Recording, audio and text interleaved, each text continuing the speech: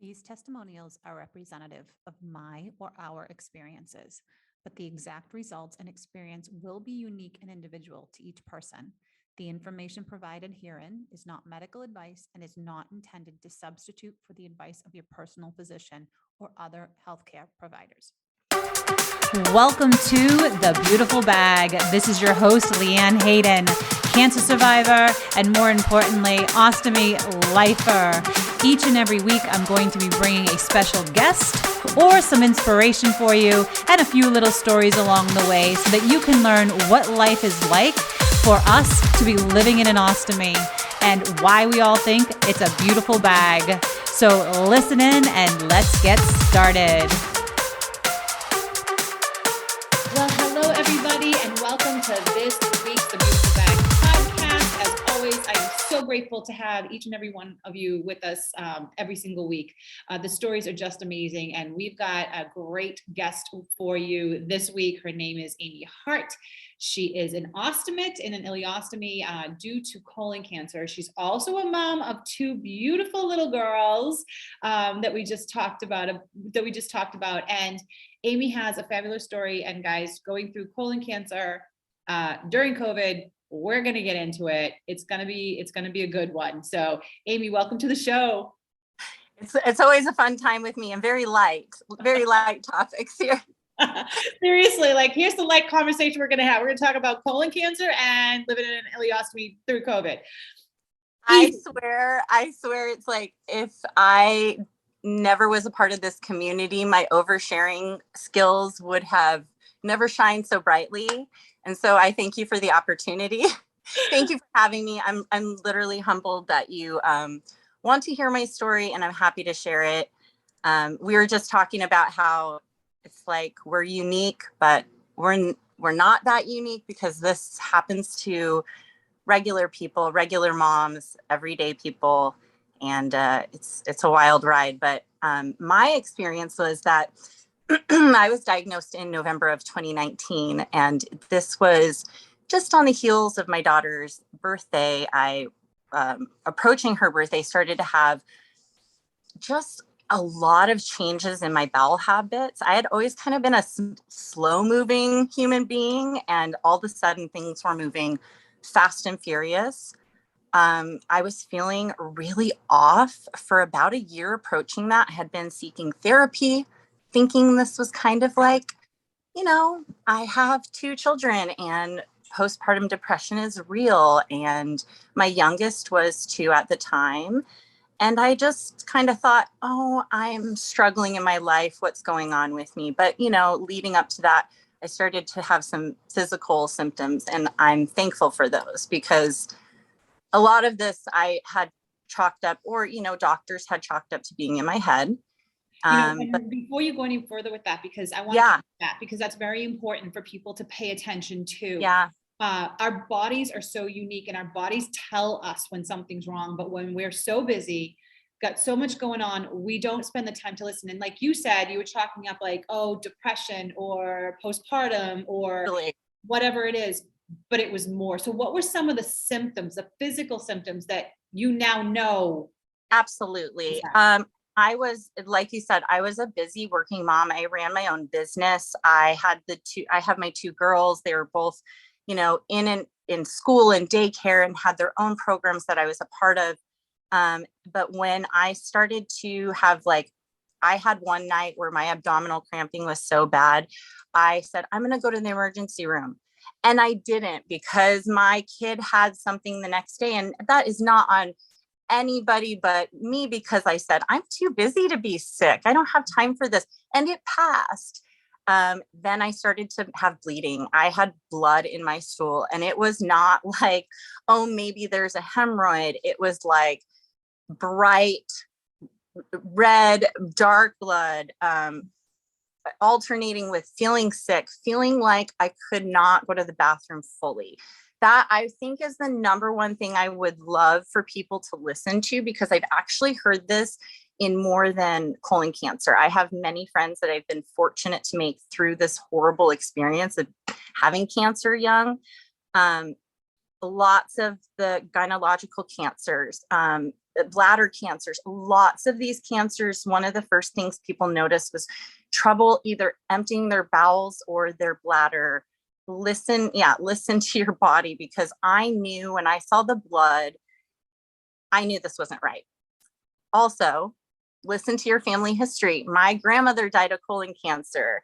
My mother died of uterine cancer at 50. That's not normal for people to die that young. I had no concept of genetic testing up until I was already diagnosed with cancer. So I go in, get this colonoscopy. I fought a GI doctor tooth and nail. I had to fight to get a GI doctor to give me a colonoscopy at 34. And, fit. I was exercising. I'm not a smoker. I'm a healthy young mom. They're like, you're depressed, or you have a hemorrhoid, or you have an infection. Fine, we'll give you the colonoscopy. I had to look that doctor in the eye. Well, no, that doctor had to look me in the eyes and tell me right after my colonoscopy, you definitely have cancer. And it's late stages. Wow. He couldn't tell me exactly where I was at just from that colonoscopy. I did have to go in for the next 2 weeks to get properly diagnosed, but poor guy, he said in all his years, I was the only person under 55 that he had ever had to tell that to.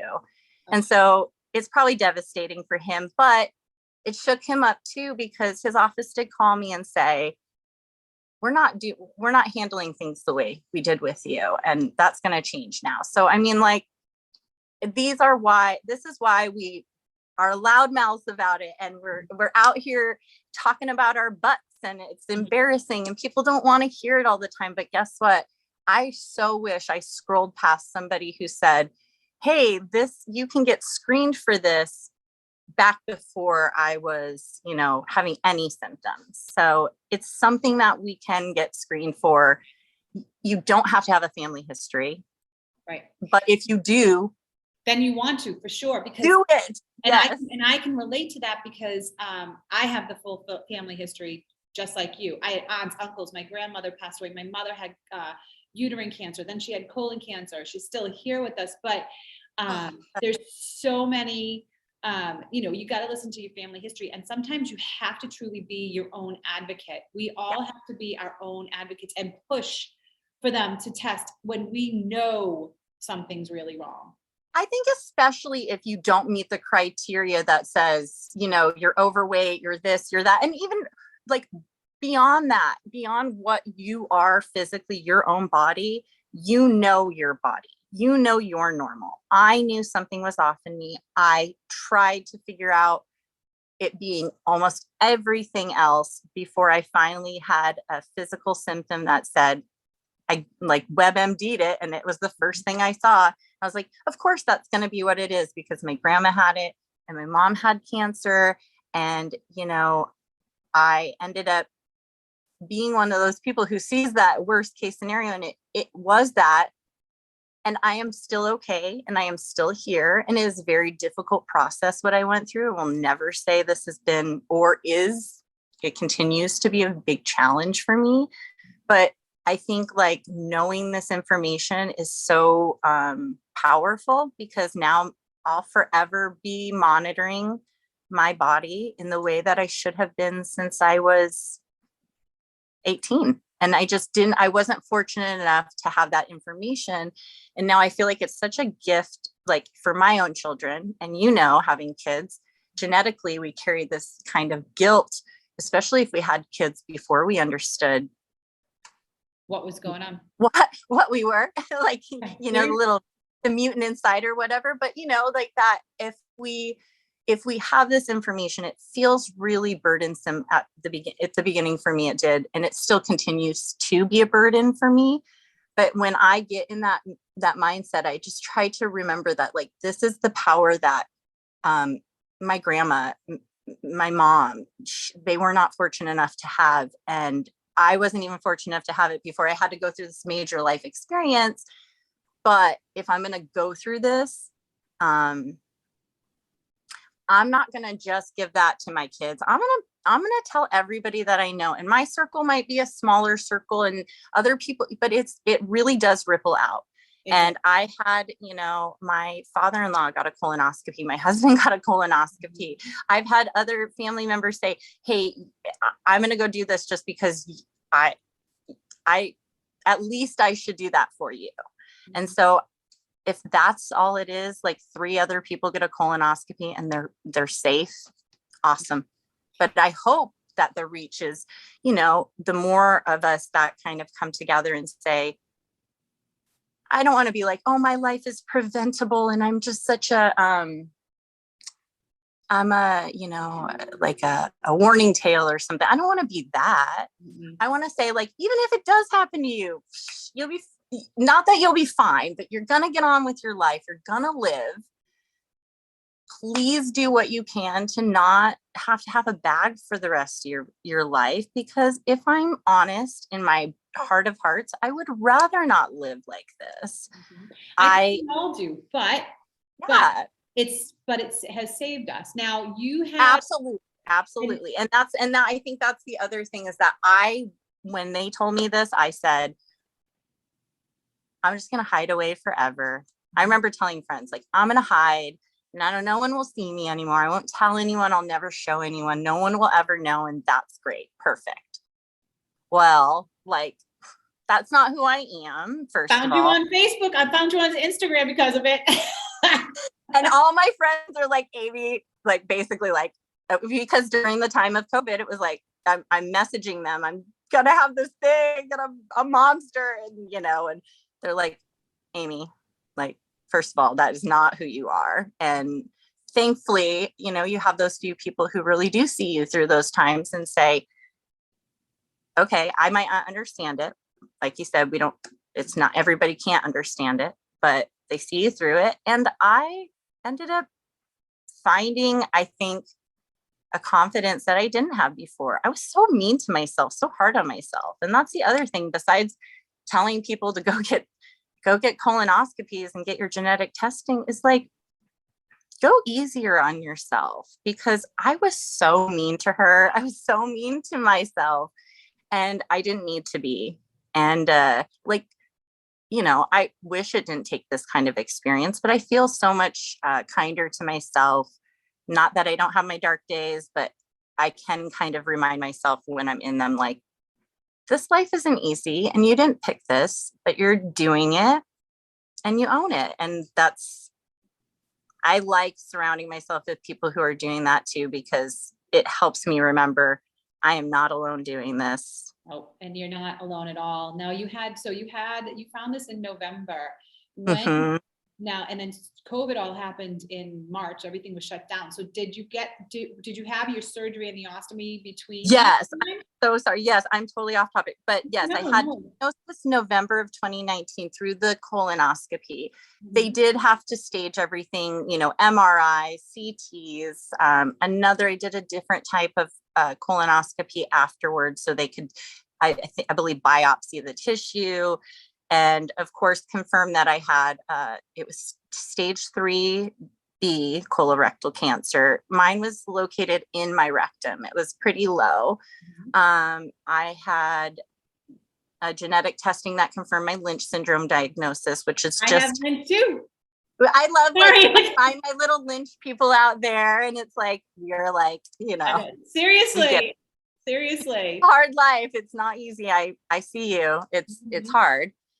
But I got my Lynch diagnosis, which just means that I have predisposition to multiple cancers. Yay, us. But specifically, it's colon, uterine, bladder, kidney, very little pancreas and very small breast. But those are they're very, kind of tiny, and even bladder, kidney is very tiny. It is very tiny. It's our uterus and our colons. And it's wild, the percentage when they showed me and like slid the information towards me. I saw a genetic counselor after I had my testing done. She had told me before my sample came back, she said, Amy, you are definitely Lynch syndrome. I can tell by your family tree. There was no question. But when my marker came back, it's the M2. I'm terrible at that, but me either. I forget which one mine is too. I'm broken. He's broke it. But she slid me the paper and it said something like 80-something% colon cancer. And what that meant for me, once my surgeon got that, was just that he was like, we should be as aggressive as possible because you're young. We caught this before it's stage 4. And I was very, very fortunate. It was very close for me on a couple of different levels. It was very close to being, I had a couple of lymph nodes involved, and anytime you have that, and I'm almost 2 years out of surgery. I'm still, those numbers are scary to me. So what it means to me is that, we should all know our genetic history, whether it's about Lynch syndrome or BRCA. I've talked to people who have the BRCA genes. We just need to know these things so that our doctors don't dismiss our kind of cries for help, and not just on them. Because I kind of, when I was diagnosed, went, why didn't no one tell me that I had this, because I did disclose my medical information, but it is truly on us to know this stuff. And because the technology is available, get it done. So got the Lynch diagnosis. He says, okay, we're going in for radiation for 6 weeks, daily radiation. That started, it was so joyful. That started December 9th and went through January 14th. And I, at the time, didn't want to tell anyone I had been diagnosed with cancer outside of my very immediate family and like my closest friends. So I hid it, and my girls didn't know. And I went to radiation every day, and I took chemo pills every day, 3 in the morning and 3 at night, and just kind of braved it, and did school pickup. My husband went with me to every radiation during those 6 weeks because that was before they closed everything down. I was fortunate that when I was in that shell-shocked phase, I was not by myself. I had somebody there with me to kind of get used to going to a cancer center every day, which is tough. But then I had a break after my chemo and radiation were over, my initial chemo and radiation. And it was about 6 weeks until they gave me surgery in March. And during those 6 weeks, the world just changed, COVID. Yeah. And now, did they decide to take your entire colon because you have an ileostomy to protect? Now you're done. You don't have to worry about that. So the whole thing is that, we still have chance for recurrence, as anyone who has been diagnosed with cancer in their life is, you're not out of the, I was doing this video the other day saying, am I out of the woods? And I'm laughing to myself. I'm like, girl, you're never out of the woods. This is the rest of your life. What are you talking about? But, the thought is there that you want to get as far out as you can. So there's always that chance. But the surgeon to me and the tumor board that looked at my case, and they're very trusted, one of which is a close personal friend of mine. She just happens to be a director of pediatric radiology for the hospital that I went through. And she was on my tumor board, and she knows me from my kids' school. So I felt like people who had my best interest at heart looked at this and unequivocally said, remove the entire colon and everything beneath it. So I had what is called a total proctocolectomy with an end ileostomy and ATR reconstruction. So it's a big, big thing that basically says, if you look at the inside picture of a body, that's in every doctor's office anywhere, and you look at the colon and below, I have none of that. And the reason for that extreme version of surgery was because I'm young and I want to be here for my kids. And I was told that this is the best thing you can do, to have one surgery and have it be over with, and give yourself the best chance. And so, and that does give you the best chances. It scared me, and I sat with it because they offered me a J pouch as well. And so I respect everyone. I've had lots of people ask me, should I? I'm like, hey, you have to, at the end of the day, you have to say, here are my reasons, or here are my reasons not to. And then you make that decision. But I can just tell people that it's an incredibly hard decision. I can't imagine if somebody said, here right now, you can change back and not have an ostomy, but you have all these other things that you have potential to worry about. That would be a really difficult choice for me. So I honor that. That's got to be difficult. But for me, it was, at the end of the day, it came down to, maybe I was scared to do too many surgeries, but my surgery was going to be by myself because of COVID. I went in and had to do everything by myself. And I just kind of was, in my mind, was like, I just want to be done with this. I just want to be done with this. I don't know what else would happen in the meantime. What if they sent me back for surgery? What if this, that, and the other thing? And I had a great response to initial radiation chemo, but what if, all these things. And I just said, okay, instead of spending the next 10 years, worrying that I did something out of a place of like, well, I don't want to look different, because I didn't want to look different.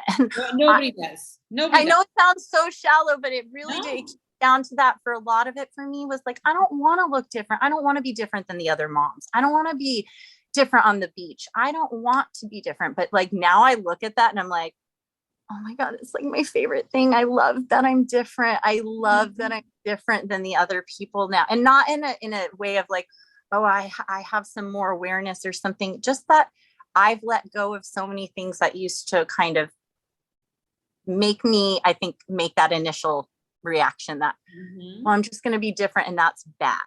And it's not, It's not. so Different. I went for it. I just was like, take it all then. Just take it. And so now you have your ileostomy. It takes some getting used to. Yeah. It must have been difficult for you in the beginning because of COVID, right? So you're having the surgery, you come home, and it's not like you can just call your doctor or call an ostomy nurse and be like, hey, how do I deal with this stuff? Because they got slammed. It's wild because how I feel like I've started a few jobs over my life where they kind of just throw you into the fire and you become so wicked good at that job because like you've been in it, you know it, you're not afraid of it, you did it. So I do feel like because of my situation, I was maybe given some kind of upper hand to just like having to deal with it. And so I didn't have the choice of like, it's still hard, but I came out of surgery and the minute I woke up in the ICU, I would not let the nurse help me with it. And that was my way. That was just my way of dealing with it. Well, you are type A. There is that. No, I had done a lot of research. I'd watched videos. I had followed a bunch of girls on Instagram. I was like, I'm ready. Like this, I'm going to do this. And I looked at it. The second I looked at it, when I woke up in the ICU, I was in a clear bag and, you can see it's bandages and you're just like, it's disorienting. I looked at it and I looked at the nurse and I was like, I'm fine. I can do this. And then I took the little bucket, puked, and then like handed it back to he's like, I need your phone number. I was like, I told you, I make these friends because these women are like, I like you. I like that. And I don't know if it's just my indignant personality or something, but I was like, no one's going to help me with this. I wouldn't let anyone empty my bag. And I'm not saying that if you need that help, that's anything, because there certainly were times where I probably should have, because I was like, fumbling through it. But because of the lack of personal stuff with COVID, and I didn't have any visitors at the hospital. So it gave me a lot of time to kind of get up close and personal with my own being and being a mom of two and a wife and a friend and a daughter and all these things in my life. I don't know the last time I spent a week alone, aside from the nurses who became, great sources of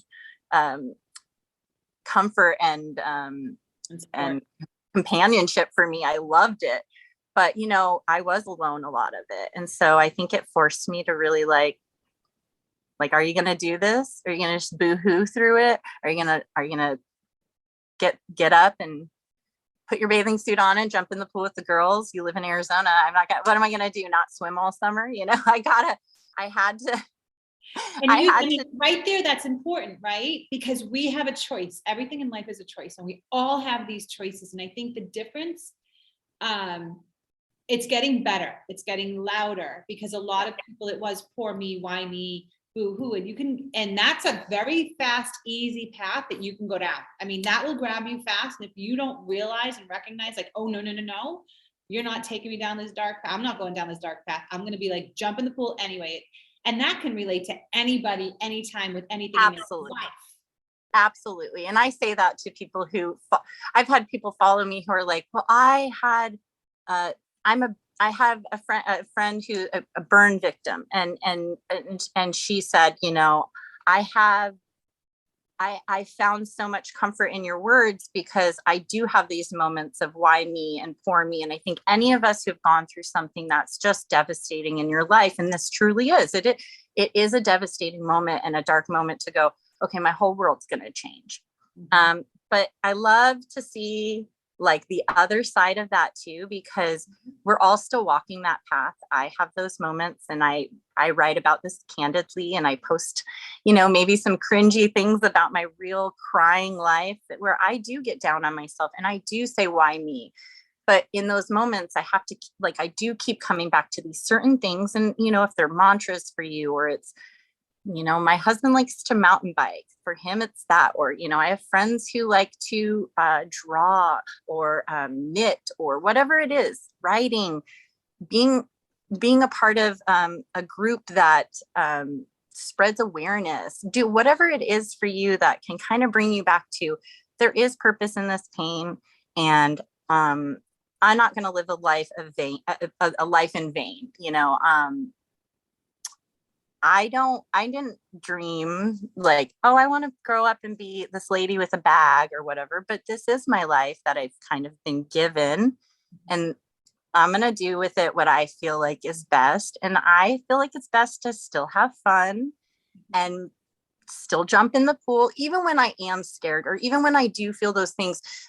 I went through this whole thing where, like, you know, I used to never go anywhere alone. And so all last year, as COVID allowed us, or, you know, getting vaccinated allowed us to get back out and, you know, doing kind of normal things again, I would go places alone and then go, I kind of love this. Like, I kind of love doing my own thing alone now, which it was something that I was so scared of. And I think it was like this insecurity in me. And so my why me moment, I always bring it back to, because girl, you were telling, you had to have something happen to make you just get out there and live like sorry, my laundry's going on.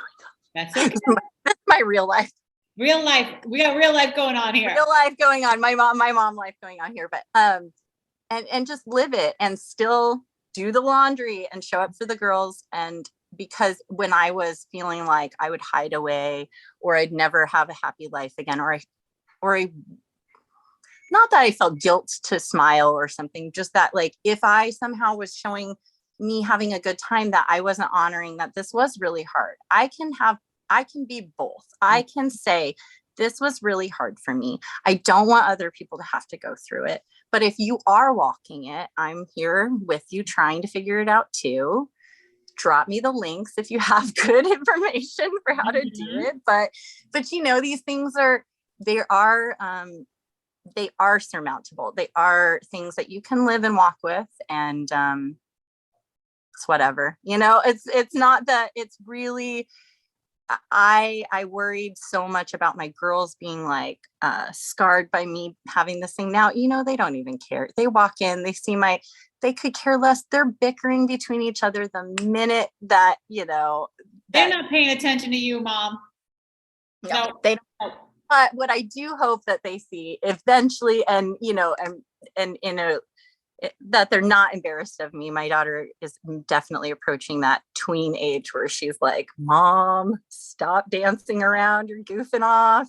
But, you know, that they see in me that, even if they are a little embarrassed, that I'm still being myself. And this did happen to me. And I chose a harder path based on wanting more time to do that, wanting more time just to be a person. It's some of this isn't not that deep. It's more just like, I just want to be here cooking dinner with my kids and hanging with my best friends and doing this stuff, meeting new people, And it is that thing. I'm not done yet. I'm not done yet. I remember when I had cancer and I would be walking around going, I'm not done yet. I'd look up and I'd be like, you don't want to bring me home yet. You don't want me up there right now because I'm not done here yet. Like, I'm not done. And it is, I remember it was like my son was watching The Walking Dead and he was all into The Walking Dead and I got into watching it with them. And I'm like, all I want to do is, because mine was found in September, first surgery, November, next surgery was middle of January. And I'm just like, I just want to see what happens on The Walking Dead when they relaunch the next part of the season in February, please. Like, oh my gosh, I love you. I love that you said that. I love that you said that because first of all, I'm a TV. Here's my Goonies poster right here and my Ferris poster. I'm a TV movie junkie. I'm all for it. I will veg out on the couch and watch any movie ever. But one of my first posts, the very first post where I said to everybody, because I just kind of went, I'm going to have the surgery and I don't want to hide it from anyone anymore. And this was like end of January. So I said on my Instagram, I just like took a picture at the end of radiation. I'm holding up the little blue ring that I used to have to hold. And I held it up and I took this picture and I wrote on my Instagram, like this kind of somewhat serious post, which is not always my style. I like to keep it funny most of the time. But I wrote this thing and at the end of it, I was like, and hell, I need to see the new season of Curb Your Enthusiasm. Like, I can't go anywhere. Like, so I love that you said that. That's close to my heart. I can appreciate it. Although I am terrified of zombies. I don't know how you guys do that. Well, now I look at it, right? I'm like, hey, I got a head start because my intestines are already outside of my stomach. So I got a head start on it. I was like, I looked like The Walking Dead when I was going through chemo, man. I was just like, around this house. So, I mean, it's appropriate, but it's just that kind of like, we want our normal life still. And yes, there's things that are different and things that no matter how much our people love us, they can't understand completely, but they're worth doing. And I'll tell you, a funny thing was the day I found out I was having an ostomy, I went to the mall with my husband and he was like, let's go buy you some like stretch pants or like, let's figure out something that, and I was like, okay. And maybe that can help me I had, have to go in for this marking. So I want to figure out maybe a few new pairs of pants to wear to this ostomy marking that they do. And I walked into the American Eagle store, Aerie, and there was a girl with an ostomy up on the yes, and it's her tag is gutless and glamorous, I believe. But I saw her and I wrote her a message and just said, like, I saw that the day, like the universe literally said, you'll be okay. And I did. I had a moment of, well, maybe I'll never show it like that, but I'll be okay. And then here, look at me. I'm just like, whatever. I don't even care. Here it is. Because honestly, after 2 kids and a proctocolectomy and an ileostomy, I literally don't think I have shame anymore. But nope, you can't. You can't. It's okay. It's like we can't, right? So, this has just been, I've loved getting to know you, Amy, and I've loved having you here on the show. And you've shared a lot of tips, a lot of things that people should look out for. And what I love the most is that you've shared a lot of the mindset that, the things that you've gone through and how, it can be a dark path, but you choose not to have a dark path. And such a bright light you are. And I'm so glad that you're here and that you've been sharing your story out loud and now here on the podcast with everybody. If there was just one last thing that you would want to leave the audience, the listeners with, what would that be?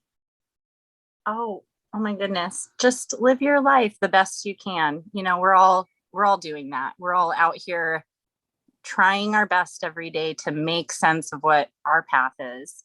And not everyone's is, because one person's is harder, darker. Mine has a bag does not take away from anyone else's. And you're your story is important. Just live it, you know, we only get just this one, you know, and then when it's over, I hope that you can look at it and say, wasn't perfect, but I showed up anyways, and I had some fun.